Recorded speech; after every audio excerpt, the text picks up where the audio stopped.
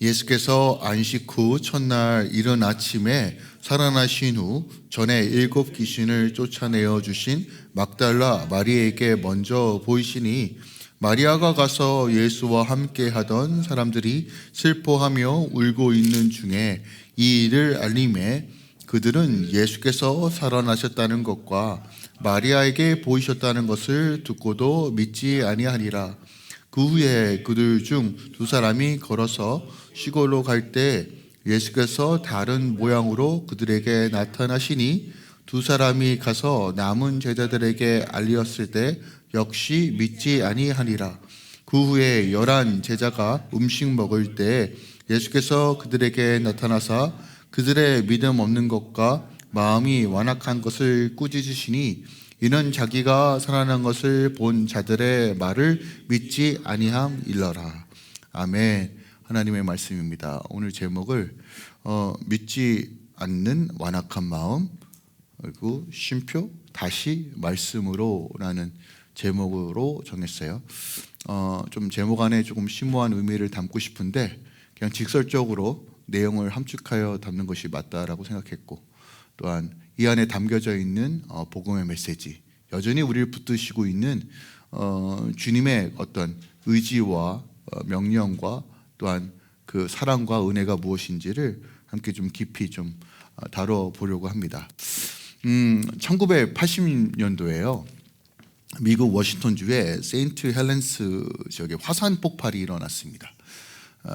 그 화산 폭발이 일어나기 전에 많은 어떤 과학적 근거, 마그나의 흐름, 여러 가지 정황상 화산이 폭발할 거라는 것이 기정화 사실이었기 때문에 그 주위의 사람들을 대피를 시켰거든요. 할렐루야. 파리가 막, 네, 예수의 이름으로. 산 중턱에 그 당시 그 한 노인이 살고 있었습니다. 그 이름이 해리 렌탈 트루먼이라는 이름을 가지고 있는 노인이 살고 있었는데, 그 당시 과학자들, 지질학자들 화산이 곧 폭발합니다.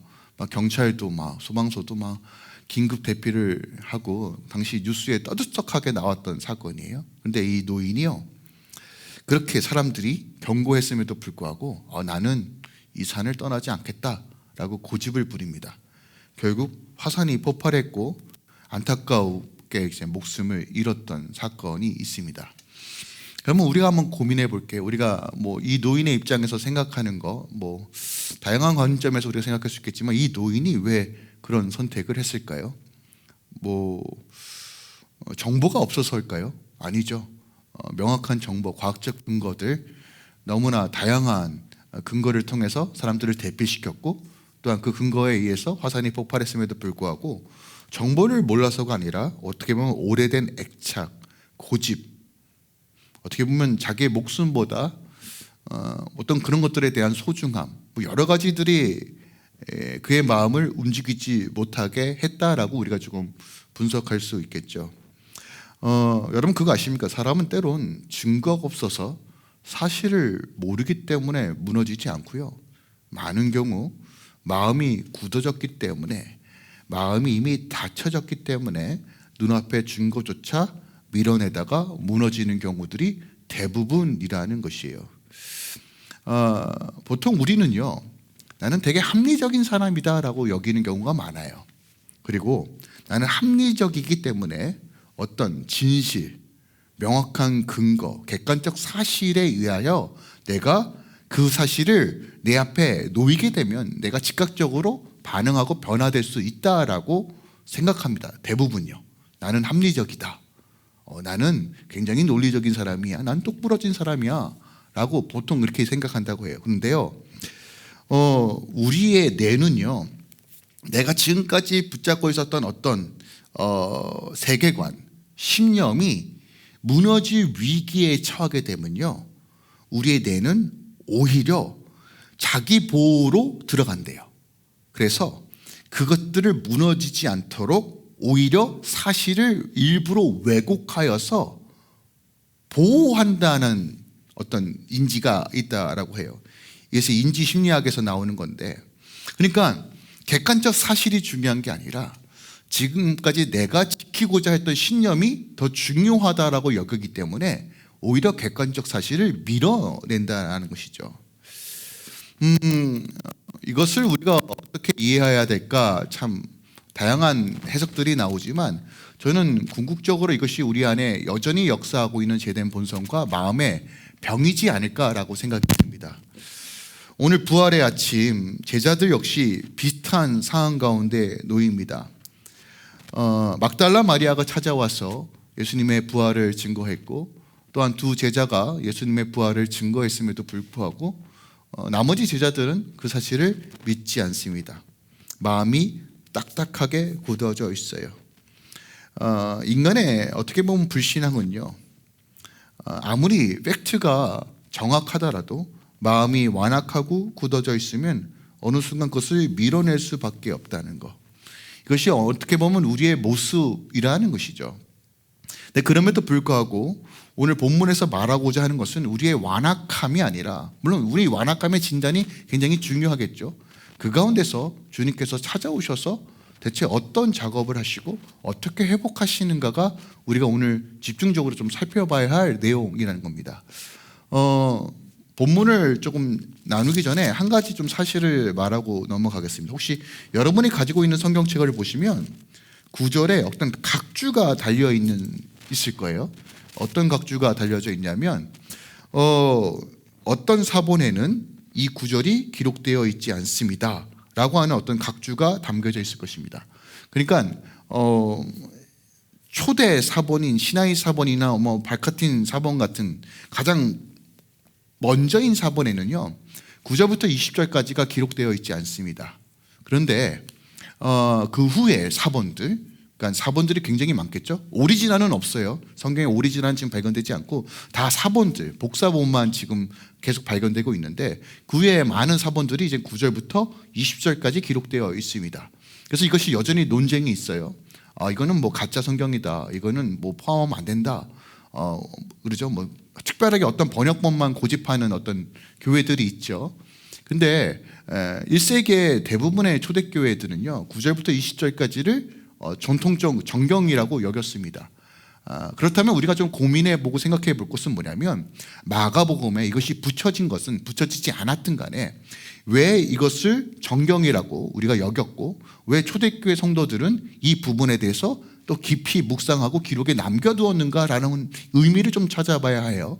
그러니까 내용을 좀 살펴보면 이렇습니다. 다른 복음서와 마찬가지로 마가복음은 굉장히 함축되어 있어요. 요약되어 있습니다. 그러니까 예수 그리스도의 부활과 또한 그 부활 이후의 삶을 가장 잘 요약하고 함축하였으며 여전히 깨어진 제자들의 마음이 어떻게 회복되어지고 풀어지는가를 가장 간략하고 분명하게 기록되어 있는 부분이 오늘 9절부터 20절이라는 거예요. 그래서 원래는 제가 9절부터 20절까지 한 편의 설교였는데 이것을 좀 두 편으로 구분하여서 오늘은 어떤 우리 안의 완악한 마음, 하지만 이것을 어떻게 주님께서 회복하시고 그 회복된 마음이 어떻게 궁극적으로 하나님 나라를 향해 나아가는가라는 이 두 편의 설교를 통해서 마가복음을 좀 마무리하려고 합니다. 자, 우리가 주목해 볼 것은 우리의 닫혀있는 이 마음, 이 완악한 마음, 믿고 싶어도 믿지 못할 처럼 우리는 병들어 있는 이 마음 가운데 어디서부터 회복이 이루어져야 하는가? 부활의 사실이 우리 삶 가운데 실체로 되기 위해선 우리는 주님께서는 어떤 작업을 하시고 있는가를 함께 본문을 통해서 살펴보겠습니다. 자, 오늘 본문 이렇게 시작하죠. 예수께서 안식 후 첫날 이른 아침에 살아나신 후 전에 7 귀신을 쫓아내어 주신 막달라 마리에게 먼저 보이시니 마리아가 가서 예수와 함께하던 사람들이 슬퍼하며 울고 있는 중에 이 일을 아님에 그들이 예수께서 살아나셨다는 것과 마리아에게 보이셨다는 것을 듣고 믿지 아니하리라 라고 기록되어 있어요. 자, 되게 특이한 것은 뭐냐면 여러분 이 짧은 구절 안에 계속적으로 반복되어 있는 말이 뭐예요? 믿지 아니하리다예요. 11절에도 그죠? 13절에도 14절에도 결국 마가가 오늘 말하고자 하는 핵심이 뭐예요? 예수님이 부활하셨는데 이들이 안 믿었다는 거예요. 자, 오늘날 우리가 생각하기에는 왜 이걸 왜 못 믿지? 라고 여길 수 있지만 그 당시 상황 가운데 들어가면요 이것은 굉장히 충격적인 사건이고 눈으로 보고도 믿을 수 없는 상황이었다는 것을 우리가 조금 이해해 볼 필요가 있다라는 것이죠. 자, 우선 막달라 마리아가 나옵니다. 근데 특이하게 이 막달라 마리아를 어떻게 소개해요? 전에 7 귀신을 쫓아내어 주신, 그러니까 그 전에 7 귀신이 들렸던 자라는 것을 굳이 넣어요. 그거 왜 넣었을까요? 아니, 굳이 이게 과거를 들춰낼 필요가 있냐는 거예요. 성경에서 말하고 있는 건 이거예요. 우리는 보통 어떤 특별한 사건과 어떤 역사적 팩트를 뭔가 어떤 위치와 어떤 자격이 되고 뭔가 어떤 힘이 있는 사람이 훨씬 더 설득력 있고 증거로서 효력이 있다라고 여기는 것이 오늘날 우리가 생각하고 있는 시스템입니다. 근데 성경은 전혀 다른 관점에서 다른 기술의 방식을 선택하는데, 그것은 무엇이냐면 우리는 인간의 자격의 질서 안에서 이 세상을 살아가고 있지만 하나님의 나라와 통치는 은혜의 질서로 움직인다는 거예요. 가장 어떻게 보면 사람으로부터 하대를 받고 버림을 받았고 몸을 팔던 귀신 들였던 여인이 예수 그리스도의 첫 증인이다라고 하는 이 말을 통해서 하나님 나라의 복음과 예수께서 증거하셨던 복음의 핵심이 어디서부터 어떻게 재정렬되고 그 질서가 무엇인지를 우리에게 보여주고 있는 것이에요. 그 당시 상황으로 돌아가면 예수 그리스도의 첫 부활의 증인이 막달라 마리아였기 때문에 오히려 제자들이 훨씬 더 거부감을 가지지 않았을까라는 생각도 좀 듭니다. 사람들은요, 무의식적으로 그 사람의 어떤 꼬리표를 봅니다. 과거를 봐요. 아유, 저 사람이 그랬지, 저게 무슨 좋은 말을 하겠어. 물론 우리 안에 이게 참 안타까운 건데요, 교회 공동체 안에서도요, 우리가 주님의 은혜로 구원받았습니다, 새롭게 피조물이 되었습니다 라고 여기지만 여전히 우리는 그 사람의 꼬리표들을 봅니다. 그리고 그 꼬리표에 따라서 신뢰도를 측정해요. 당시 고대 근동의 남자들도 역시도 그랬을 겁니다. 여자들은 증인에 대한 효력이 부족했고 또한 법적 근거도 연약했던 상황입니다. 그런데 어떻게 보면 그 무리들 중에서 아유, 저 마리아. 근데 마리아가 부활의 첫 증인이 됐다. 근데 주님께서 그녀를 부활의 첫 증인으로 여기셨다. 여러분, 여기서부터 복음이 담고자 하는 핵심 내용이 무엇인지를 우리는 파악해야 한다는 것이에요. 특별하게 오늘 본문에서 믿지 아니하다라고 하는 이 말은요, 어떤 의미를 가지고 있냐면 잘 모르겠다라는 수준이 아니라요, 듣고도 신뢰하지 않는 것, 들려진 증인을 받아들이지 않고 능동적으로 거절했다는 뜻이에요. 그러니까 아유, 잘 모르겠네, 어떻게 판단해, 이 수준이 아니라 에이, 절대 그럴 일 없어, 절대 그럴 일 없어라고 강력하게 거부했다는 것이에요.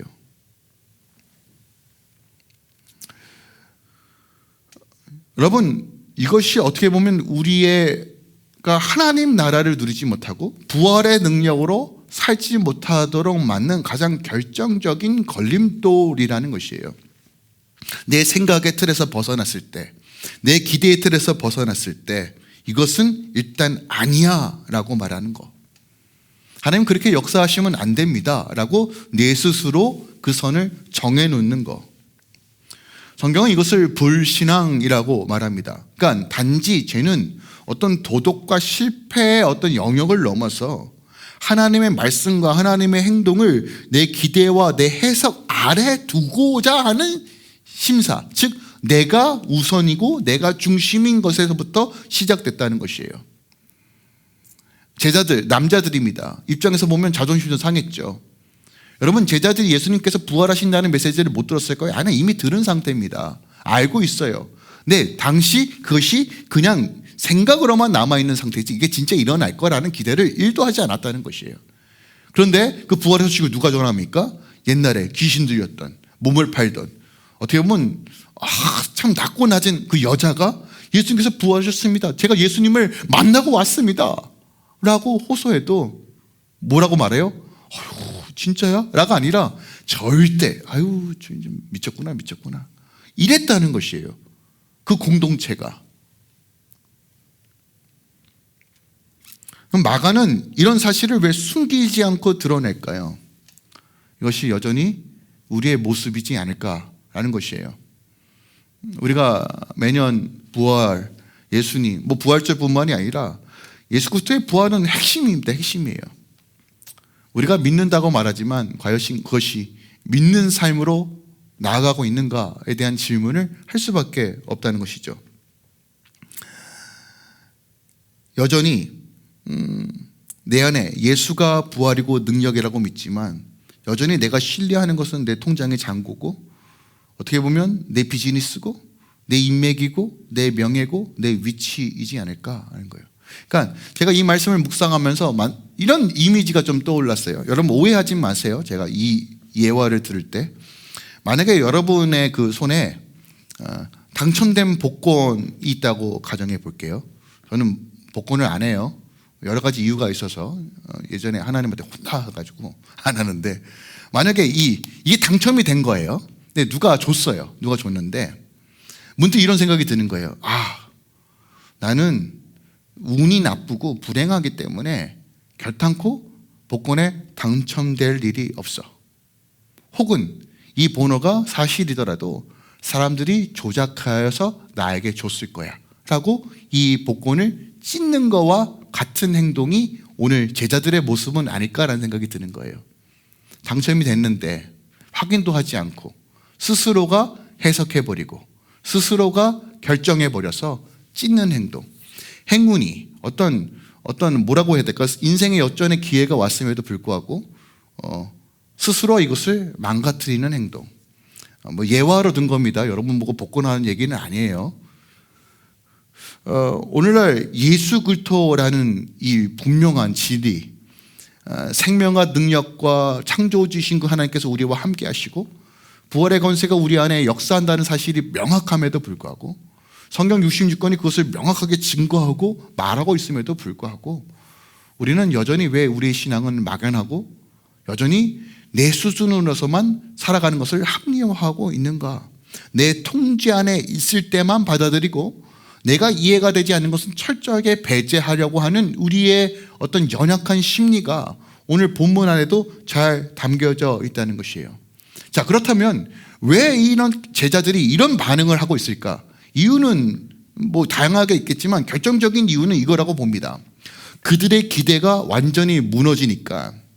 여러분 사람은요 어떤 기대를 가졌을 때 그 기대가 무너졌을 때 어떤 심리가 작동되냐면 내가 기만당했다, 내가 배신당했다, 내가 이용당했다라는 강력한 심리가 발동된대요. 그러니까 예수 그리스도께서 십자가에서 죽으심이 자기네 스스로가 내가 주님께 배신당했다, 내가 예수님께 기만당했다라고 여기는 심리가 강력해지니 그 모든 것을 밀어낸다는 거예요. 어떻게 보면 이것이 우리의 마음의 병이지 않을까. 이것마저도 주님의 십자가 앞에 내려놓아야 함에도 불구하고 그것을 자존심이란 이유로 우리가 붙잡고 있고 여전히 마음을 닫고 있는 것은 아닐까. 믿음이 발동하고 싶어도 발동하지 못하도록 내 스스로가 마음을 조이고 있는 상태가 아닌가. 이것이 제자들의 모습이었고 여전히 우리의 삶의 모습은 아닌가라고 하고 마가가 어떻게 보면 성경이 우리에게 질문을 하고 있다는 것이죠. 자, 이런 상황 가운데 마가는 다음 장면으로 우리를 인도합니다. 12절입니다. 그 후에 그들 중 두 사람이 걸어서 시골로 갈 때 예수께서 다른 모양으로 그들에게 나타나시니 두 사람이 가서 남은 제자들에게 알리었을 때 역시 믿지 아니하리라. 자, 이게 무슨 내용인가? 라고 조금 의아할 수 있어요. 제자 중에 두 명이 이제 시골로 갔는데 예수님께서 나타나신 것 같아요. 근데 나타나셔서 이 두 사람이 예수님이구나 라고 확인했는데 또 이 두 제자가 제자들에게 남은 제자들에게 말했음에도 불구하고 믿지 않았다는 내용이에요. 자, 이 내용을 좀 이해하기 위해서는 이것을 조금 이해하기 위해서는 누가복음을 좀 살펴봐야 합니다. 다시 말씀드리면 마가복음은 가장 먼저 쓰였고 가장 압축하고 어떻게 보면 함축적인 내용을 담고 있기 때문에 그 상세한 내용은 이제 다른 복음서를 통해서 우리가 좀 유추하고 알 수 있어요. 그래서 이 본문을 해석하기 위해서는 누가복음 24장을 봐야 합니다. 누가복음 24장 13절에서 14절에 이렇게 기록되어 있어요. 그날에 그들 중 둘이 예루살렘에서 25리 되는 엠마오라는 마을로 가면서 이 모든 된 일을 서로 이야기하더라 라고 기록되어 있습니다. 자, 두 제자가 있는데 예루살렘에서 엠마오로 내려갔다라는 거예요. 자, 예루살렘은 약속의 장소입니다. 주님께서 부활의 영광이 있는 장소고 사명을 다시 한번 확인하는 장소예요. 근데 이 예루살렘에서 엠마오로 갔다는 건 뭐예요? 도피하고 있다는 것이에요. 분명하게 하나님의 영광과 약속이 있음에도 불구하고 의도적으로 피했다는 것을 성경은 기록하고 있습니다. 자, 엠마라는 곳은요, 어떤 의미를 가지고 있냐면 히브리어로 합마시나인데 온천입니다. 온천이 있는 곳이에요. 그러니까 따뜻한 물. 어떻게 보면 여행객에게 피로를 조금 풀고 휴식을 취할 수 있는 곳이 엠마오입니다. 의도적으로 이런 기록이 있다라고 봐요. 그러니까 지금 복잡하고 완악하고 무너진 마음을 이 두 제자는 그래 온천 가서 좀 풀자, 고향으로 내려가자 이렇게 생각했던 것 같아요. 자, 그런데 이것은 어떻게 보면 어떤 심리적인 압박을 넘어서 영적인 후퇴의 모습을 보여주고 있습니다. 근데 그때 예수님께서 등장하세요. 누가복음 24장 15절에 16절에 보니까 예수께서 가까이 이르러 그들과 동행하시나 그들의 눈이 가려져 그인 줄 알아보지 못하거늘 이라고 기록되어 있습니다. 자, 오늘 마가복음에는 예수께서 다른 모양으로 그들에게 나타나셨다라고 표현하고 누가복음은 눈이 가리워져 예수님을 알아보지 못했다라고 표현합니다. 그러니까 우리가 이것을 통해서 유추할 수 있는 건 예수님께서 부활하셨는데 부활의 모습이 예전과는 조금 다른 모습이 있지 않았을까라는 생각도 합니다. 뭐 새로 부활하시니까 꽃미남이 되셨나? 수염을 깎으셨나? 그러니까 이건 여러분의 상상에 맡길게요. 뭐 어떻게 상상하든 그렇게 큰 문제는 없으니까요. 하지만 부활체는 분명하게 육신의 눈으로는 명확하게 구별할 수 없는, 그러니까 영의 눈이 감기면 결코 주님을 알아볼 수 없었다는 것은 우리는 어느 정도 이제 유추할 수 있을 것 같아요. 다른 모양이라는 건 뭐냐면 인간의 눈으로는, 인간의 지식으로는, 인간의 경험으로는 영이 잠자고 있는 상태의 사람들은 결탄코 부활의 주님을 자연스럽게 보지 못한다. 즉 계시가 임해야 되고 하나님께서 열어주시기 전까지는 여전히 닫힌 눈으로 살아갈 수밖에 없다는 사실을 오늘 누가복음은 우리에게 가르쳐주고 있는 것이죠. 자, 그런데 예수님께서 이렇게 물으시죠. 너희가 길 가면서 서로 주고받는 이야기가 무엇이냐? 어떤 이야기일까요? 예수님께서 십자가에 죽으시고 또한 더 나아가서 예수께서 부활하셨다라는 어떤 소문에 대한 이야기일 겁니다. 그런데 중요한 것은 24장 21절에 보면 이렇게 기록되어 있어요. 우리는 이 사람이 이스라엘을 속량할 자라고 바랐노라 라고 기록되어 있습니다. 자, 누가복음은 24장 21절 중요해요. 꼭 띄워주세요. 21절 바랐노라 라고 해요. 바랐노라는 건 어떤 의미냐면 그냥 한 번의 어떤 감정적인 폭발로 어떤 기대했던 것이 아니라 예수님을 만나는 순간부터 지금까지 계속 바랬다는 거예요. 그들의 소망은, 그들의 기대는 예수께서 로마를 무너뜨리고 군사와 정치적으로 정점에 서서 새로운 나라를 다스릴 것을 기대했다는 것이에요. 소망했다는 것이에요. 이것이 모든 그들이 가지고 있었던 모든 열망이었다는 거예요. 근데 지금 그 기대가 산산조각 났다라고 표현합니다. 네, 새로운 정보를 또 제공해요. 22절부터 24절에 이렇게 기록되었습니다. 또 우리 중에 어떤 여자들이 우리로 놀라게 하였으니 이는 그들이 새벽에 무덤에 갔다가 그의 시체를 보지 못하고 와서 그가 살아났다는 천사들의 나타남을 보았다 합니다. 또 우리와 함께 한 자 중에 두 사람이 무덤에 가 과연 여자들의 말한 바와 같이 보았으나 예수를 보지 못하였노라. 자, 이 사람들은 아무것도 모르는 사실이 아니에요. 다 알고 있어요. 여자들이 갔는데 예수님이 부활하셨다는 소식도 듣습니다. 제자들도 들어요. 그러니까 어떤 거냐면 다 들었습니다. 모르는 게 아니에요. 주님께서 죽으셨어요. 그런데 3일 만에 부활하셨어요. 그 소문을 다 알고 있는 상태라는 거예요. 성경을 연구하다 보면 좀 재미난 게 뭐냐면 여러분 이 당시 이 엠마오로 가는 두 제자 중에 한 명의 인물의 이름이 나옵니다. 그게 글로바라는 인물이에요. 글로바인데 이 글로바와 관련되어 있는 인물이 요한복음에도 나옵니다. 요한복음 19장 25절에 보면 마리아가 등장하는데 그의 이름이 글로바의 아내다라고 표현해요. 그러니까 예수님의 부활을 목도했던 수많은 마리아의 무대들 중에 그 중에 마리아 중에 남편의 이름이 글로바래요. 자, 이것을 연관지어서 한번 생각해 봅시다. 물론 다른 글로바일 거야 이라고 이해할 수도 있겠지만 만약에 엠마의 제자의 이름이 글로바고 또한 그의 아내 이름이 마리아인데 그 마리아가 예수님이 부활하신 그 무덤을 목도하고 확인하고 온 마리아예요. 그러면 지금 글로바는 지금 지식이 어떤 상태인 거예요?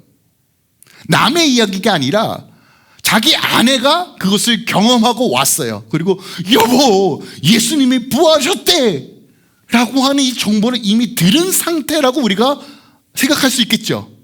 근데 이 글로바는 지금 어떤 상태인 거예요? 야, 그거 헛소리야.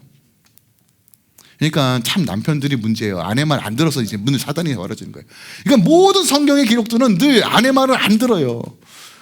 저한테 하는 얘기긴 하지만. 그러니까 여러분, 믿음의 문제는 증인의 신뢰도의 문제가 아니라는 것이에요. 팩트의 문제가 아니라는 거예요. 사실에 근거한 문제가 아니라는 것이에요. 그러면 이 엠마의 두 제자는 왜 심지어 아내가 증언함에도 불구하고 밀어냈을까요? 여러분, 이유는 하나입니다. 뭐냐면 사실 때문에 무너진 것이 아니라 해석 때문에 무너진 거예요. 보통 우리가요, 우리 안에 일어나는 많은 문제를 정의할 때 대부분 하나님이 역사하시지 않았기 때문에 생기는 문제라고 이해하지 않고 하나님이 내 방식으로 일하지 않았기 때문에 문제라고 여겨요. 아닌가요? 여러분, 우리의 믿음의 근거가 뭐예요? 주님께서 이 모든 것을 주관하신다예요. 그러면 이 믿음으로 내 상황을 살펴보면 문제예요? 문제가 아니에요? 하나님께서 하실 일의 과정입니다. 그죠? 근데 여러분, 우리의 삶에서 많은 부분이 문제다, 사건이다, 큰일 났다라고 여기는 건 뭐예요? 하나님, 이렇게 일하시면 안 되죠 하고 오는, 즉 자기 해석에 근거한 문제들이에요. 대부분. 우리는 이렇게 되길 바랬노라 라고 하는 이 기대감, 소망감, 메시아는 반드시 이렇게 역사해야 돼 라고 하는 이 방식에 충돌이 일어났고 끼어졌고 기대심이 완전히 끼어진 이 상황 속에서 그들의 해석, 또한 글로바의 해석, 이 엠마의 두 제자의 해석은 뭐예요? 부활은 없다 라고 결론을 내릴 수밖에 없는 거예요. 여러분, 성경에서 우리에게 늘 요청하는 건 뭐냐면 사랑하는 내 아들 딸들아, 이 성경 6교 달달달 외우고 이해가 되고 완벽하게 해석이 된 상태에서 너희도 날 믿어라, 이렇게 요구하지 않아요. 먼저 우리에게 명령하십니다. 들어? 그럼 되게 자존심 상할 수 있죠. 뭐야? 근데 하나님, 전능하신 하나님을 네, 알겠습니다. 듣습니다. 여러분, 순종이 먼저예요. 순종할 때 계시가 열리는 거예요. 참 신기하죠? 믿음으로 반응할 때 계시가 열리고 믿음으로 반응할 때 하나님의 영광을 맛보기 시작하는 거예요. 그래서 순종이 제사보다 낫다고 말씀하신 거예요. 근데 우리는 그거 자꾸 거꾸로 해요. 저는 내가 납득이 되고 내가 해석이 되고 내가 이해가 될 때 조금 더 믿음으로 나아가겠습니다. 믿음의 진보를 이루겠습니다. 아니요. 늘 우리에게 요청하시는 건 순종이에요. 순종. 근데 당시 엠마의 두 제자는 왜 주님을 못 알아봤을까? 결국 해석의 문제였다는 거예요. 오늘날 우리가 이런 오류를 범하지 않습니까? 이해가 되지 않고 납득이 되지 않으면 아니다. 그런데 여러분 보세요. 마음의 병도 있고 지멋대로 해석하고 있는 이 제자들을 향하여 오늘 주님께서 찾아오십니다. 찾아오세요. 시스템에 오류가 나 있는 상태, 잘못된 어떤 기반 가운데 여전히 자기 의로 부활을 해석하고 이해하는 이 제자들을 향해, 오늘날 우리를 향하여 주님께서 찾아오셔서 해결책을 제시해 주세요. 자, 저는 예수님의 입장에서 한번 생각해 봤어요. 어떻게 이해했냐면 이렇게 표현하면 자꾸 우리 아들 흉보는 것 같은데, 여러분 혹시 아무리 얘기해도 말귀를 못 알아듣는 그 대상에 대해서 어떤 방식을 선택하세요? 얘기해도 안 들어요. 아니, 듣는 척이라도 했으면 좋겠는데 네? 하고 똑같은 걸 또 해요. 그러면 보통 이제 이건 제가 쓰는 방식인데 깔끔하게 혼을 내거나 혹은 레이저를 쏘거나 너 나가. 협박도 하거나 뭐 예를 들어서 뭐 맛있는 걸 사주기도 하거나 하여간 여러 가지 방법들을 쓰는데 잘 안 된단 말이에요. 자, 전 비슷한 상황이라고 봐요. 예수님의 입장에서 얼마나 답답할까요? 아니, 약속한 대로 살아나셨어요. 그런데 여전히 부활의 증인들을 만나시고 그들을 통해서 증거하셨어요. 근데 여전히 이 11명의 특히 이제 사도라고 말하는 얘네들 아주 그냥 답답해요. 지금 보세요. 지금 사이드, 막달라 마리아, 엠마의 두 제자. 여러분, 사이드에 있는 제자들은 이제 목도했는데 이제 실질적으로 이제 교회를 이제 중심이 되는 이제 11명의 사도들. 얘네들은 여전히 이러고 있단 말이에요. 어떻게 해야 될까? 제 입장에서는 만약에 이랬을 거예요. 너희들 무슨 딱 나타나더니 막 기적과 이적. 야, 봐라. 이거 봐라. 먼저 이렇게 어떤 환상이나 초자연적인 능력을 다시 한번 보여주지 않았을까라는 생각을 해봅니다. 근데 예수님께서 그런 방식을 선택하지 않아요. 되게 독특합니다. 그러니까 누가복음을 보면 예수께서 이들의 강팍하고 완악하고 자기밖에 모르고 마음의 병을 어떻게 치유하시는지가 나와요. 누가복음 24장 25절 27절에 이 엠모에 가는 두 제자를 향하여 이렇게 말씀합니다. 미련하고 선지자들이 말한 모든 것을 마음에 더디 믿는 자들이요. 딱 진단하시죠? 그리스도가 이런 고난을 받고 자기의 영광에 들어가야 할 것이 아니냐 하시고 이에 모세와 모든 선지자의 글로 시작하여 모든 성경에 쓴 바 자기에 관한 자세한 설명을 하셨다라고 기록하고 있습니다. 자, 여기서요 자세히 설명하셨다라는 이 단어가 되게 중요한데 헤르멘유티스라고 하는 이 단어예요. 그러니까 이게 좀 여러분들은 생소한 단어지만 신학을 공부하시는 분들은 성경 해석학이라고 하는 단어가 있어요. 그 단어의 기초가 되는 단어입니다. 그러니까 무슨 얘기냐면 주님께서 그냥 짧게 요약만 하신 것이 아니라 세세하게 가르치셨다는 거예요. 자, 예루살렘부터 엠마오까지 대략 10km입니다. 10km. 짧은 거리 아니죠. 그 길을 걸어가시면서 구약을 다 풀어내신 거예요. 창세기부터 말라기까지 계속 누누하게 계속 강해를 하시며 이 둘의 제자들을 가르치셨다는 것이에요. 여러분, 이게 되게 중요해요.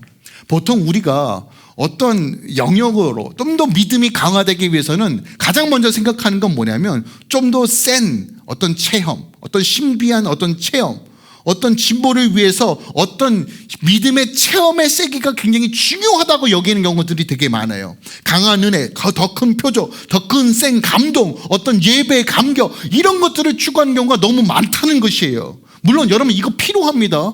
너무너무 필요해요. 왜냐하면 보세요. 예수님께서 자신의 부활을 증거하는 방식이 또 다른 방식이 또 성경에 기록되어 있어요. 마가는 기록되어 있지 않지만 여러분 의심 많은 도마 아시죠? 도마에게는 어떤 방식으로 부활을 증거하셨어요? 야, 와서 만져봐. 이거예요. 자, 그러면 왜 엠마오의 제자에게는 이런 방식이 아니라 왜 가르치는 방식을 했었냐는 거예요. 자, 이거는 되게 중요해요. 출발점이 달라요. 도마는요. 자, 문맥을 보시면 어떻게 이해가 하냐면 내가 부활의 예수님을 거부하진 않을게. 내가 부활의 주님을 알아. 그런데 내에겐 조금 더 분명한 체험이 필요해 라는 것이 도마의 입장이었어요. 그때 예수님께서 자, 와서 만져봐라. 내 옆구리 만져봐라.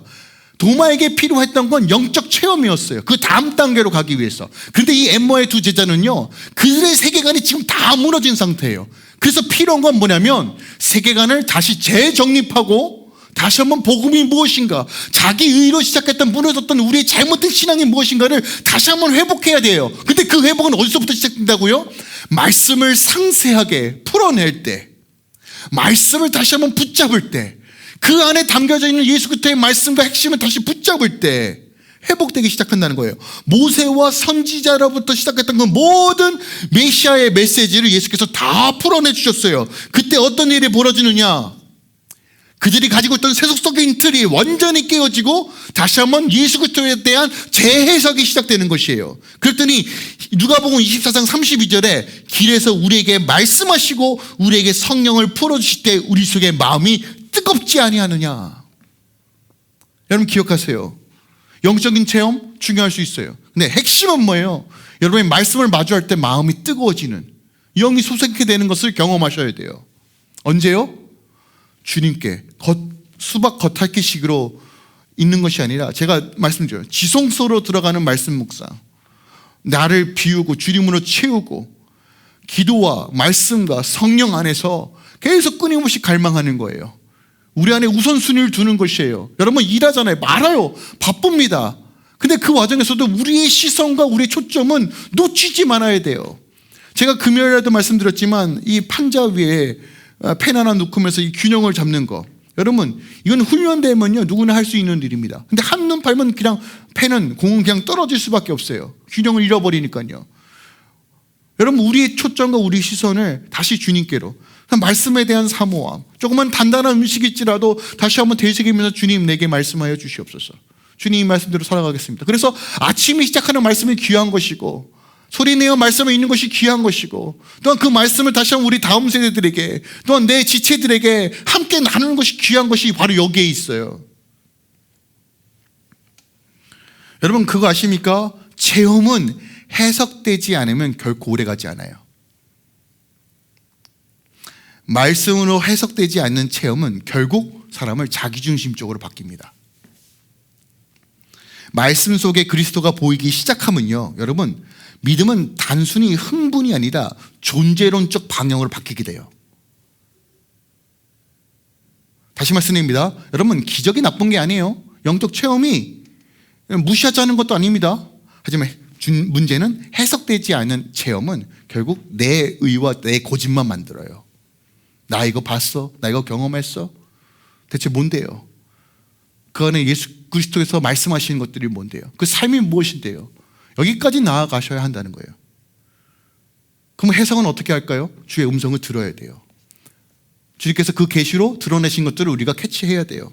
그래서 에스겔서 36장에 이렇게 말씀하는 거예요. 여러분 이 말씀 기억하시죠? 에스겔 36장 27절 27절 또 새 영을 너희 속에 두고 내 새 마음을 너에게 주되 너희 육신에서 굳은 마음을 제거하고 부드러운 마음을 줄 것이며 또 내 영을 너희 속에 두어 너희로 내 율법을 행하게 하리라. 주님께서 완악한 우리의 마음, 병든 마음, 잘못된 세속적인 신앙체계를 완전히 무너뜨리고 다시 한번 우리의 마음을 새롭게 하여 하나님의 말씀의 비밀이 이것이군요, 깨닫게 하신다. 누가요? 성령 하나님이요. 돌 같은 마음을 제거하고 완악한 마음을 제거하고 말씀과 성령으로 다시 부활의 역사를 증거케 하신다는 거예요. 여러분 기억하세요. 교회는 강한 사람들, 확신에 차 있는 사람들만 모이는 곳이 아니에요. 교회는 닫혀있던 마음들이 열리고 굳어있던 심령들이 녹아내리고 말씀 앞에서 다시 살아나는 공동체입니다. 이걸 우리에게 보여주는 거예요.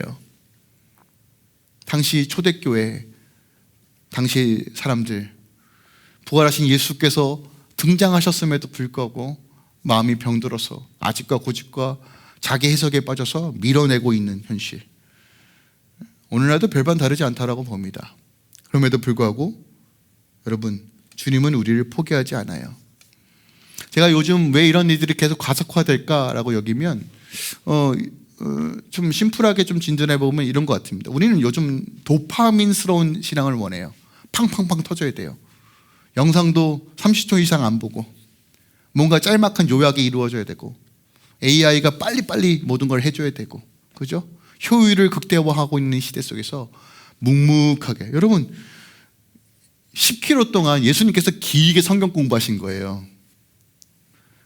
왜 그런 지루한 방법을, 우리가 지금 이 입장에 보면 그거 힘들겠다. 근데 여러분 그게 아시는 거예요. 그게 사는 길이에요. 여러분 여기서 말하는 건 길게 하자는 얘기가 아니에요. 그래서 목사님 설교를 길게 하는 이유가 있고 이거 아니고요. 상세하게 정말 말씀 가운데 무엇을 담고 있는가. 여러분 상관에 여러분 스스로 좀 진단해 볼 때 굳어있는 마음들이 있습니까? 여전히 두려움 가운데, 여전히 믿음이 발동되지 않은 수많은 상황들이 있습니까? 여러분 기억하세요. 다시 말씀을 붙잡아야 돼요. 거기서부터 시작돼야 합니다. 제가 어저께 잠깐 이렇게 쇼츠, 이상하다고 얘기했는데 쇼츠를 또 봤는데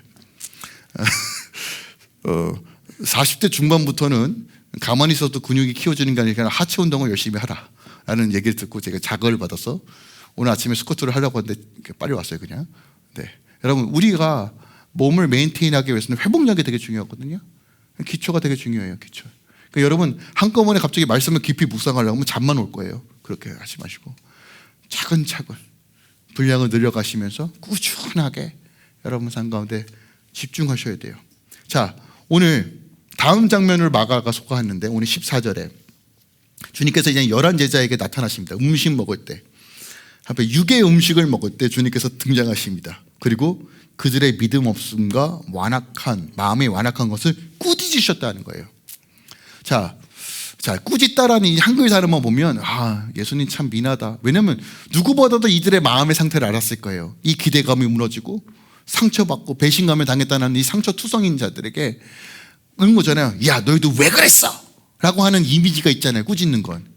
너희들 내가 그렇게 경고했는데 또 들어쳐먹지도 못하고 이런 거라고 이해하잖아요. 근데 여기서 말하는 꾸짖다는 건 어떤 의미를 가지고 있냐면 의사가 진단하다는 의미를 가지고 있어요. 자, 예수님은 살리시는 분이에요. 그러면 꾸짖음에도 분명한 이유가 있어요. 그 원인이 뭐라고 하니까 마음이 완악하다예요. 마음이 완악하다. 돌처럼 굳어있다라는 거예요. 그것이 상처로 인하든 어떤 내 생각으로 인하든 우리의 완악한 마음은 결코 믿음의 진보를 이루지 못합니다. 그런데 이런 완악함을 깨트리시며 하시는 말씀이 이제부터 다시 새롭게 시작이 이루어졌다는 거예요. 주님의 말씀은 히브리서에 보니까 살아있고 활력이 있어 저울의 날선 어떤 것보다 예리하며 혼과 영과 관절과 골수를 찔러 쪼개가며 마음과 생각을 판단하신다라고 기록하고 있어요. 이것도 나중에 띄워주세요. 자, 주의 말씀이 우리의 삶을 쪼개는 거예요. 자, 기억하세요. 여러분 아시겠지만 염증이나 어떤 문제를 근원적으로 파내고 해결하지 않으면 그것은 계속 역사합니다. 적당히가 없어요. 완벽하게 제거하지 않는 이상 치유 방법은 없습니다. 그죠? 주님께서는 때론 우리 안에 우리는 그걸 원해요. 따뜻한 온천 같은 따뜻한 말씀을 원해요. 엠마오로 갔던 제자도 그랬을 겁니다. 조금 더 따뜻한 말씀. 여러분 그 말씀이 필요하지 않다는 것은 아니에요. 하지만 여러분 기억하세요. 말씀의 본질은 근원적인 것을 드러내어 회복하시는 하나님의 능력이라는 거예요. 오늘 이 말씀이 여러분 삶 가운데 조금은 부담이 될 수 있는 분도 계실 겁니다. 근데 여러분 기억하세요. 그냥 대충 믿고 안 믿어지면 그냥 여러분 그게 아니라 여러분 그게 지금 마음이 완악한 상태라는 걸 스스로 진단할 줄 알아야 돼요. 그리고 지금 하나님의 말씀으로 주님께서 지금 수술 들어가고 있구나. 그 말씀으로 다시 한번 나를 새롭게 하시는구나.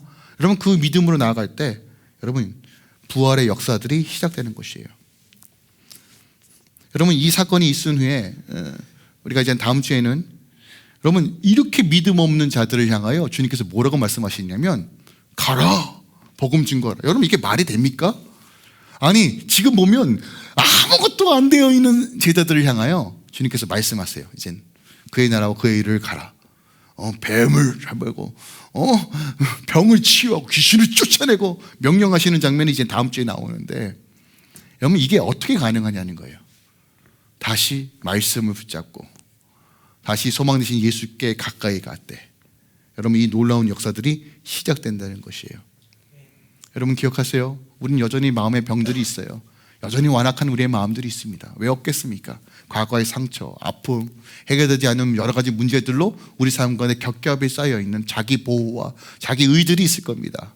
그러나 주님께서는 이런 것을 내버려 두시지 않고 날마다 주의 은혜로 다시 한번 정렬시키시고 회복시키시고 십자가에서 내가 다 이루었다는 것이 실체가 되어 이젠 부활의 능력으로 증인된 삶으로 인도해 주실 것이에요. 근데 중요한 것은 우리 스스로가 먼저 진단할 줄 알아야 돼요. 그리고 주님의 은혜로 다시 새로워져야 한다는 갈망을 달라고 여러분 기도하셔야 한다는 것이에요. 새로운 증거가 아니라 새로운 마음을 달라고. 시편 51편 말씀이 귀합니다. 주여 정직한 마음 새로운 마음을 허락하여 주시옵소서. 주의 성령을 내게서 떠나지 않고 주의 영으로 다시 부어주시옵소서라고 하는 이 갈망이 다시 한번 이 교회 가운데 회복되어지고 부활의 역사들이 막연함이 아니라 하나님 나라의 실체가 되는 삶, 그 놀라운 기쁨과 은혜의 역사들이 여러분 삶 가운데 이루어지길 예수 그리스도의 이름으로 축원드리고 부탁드립니다.